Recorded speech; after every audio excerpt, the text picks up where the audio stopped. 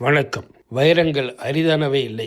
உங்களிடம் இருக்கும் வைரம் அரிதானது என்று உலகத்திலேயே பெரிய மார்க்கெட்டிங் உங்களை நம்ப வைத்துக் கொண்டிருக்கிறது. வைரம்தான் உலகத்திலேயே மிக அதிகமாக பூமிக்கு அடியில் கிடக்கும் ரத்தினமாகும். பல்லாயிரக்கணக்கான கோடி டன்கள் வைரம் பூமிக்கு அடியில் இருக்கிறது. பிறகு ஏன் அது இவ்வளவு விலை விற்கிறது? ஏனென்றால் 1888 டிபியர்ஸ் என்ற கம்பெனி தான் உலகத்தில் இருந்த 90% வரை வைர சுரங்கங்களை வாங்கியது.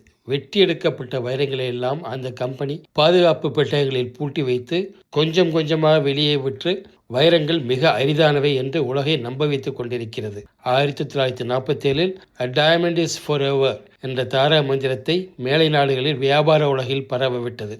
அதுவரை 10% இருந்த நிச்சயதார்த்த வைர மோதிரங்களின் விலை 1990 90% வரை எட்டின.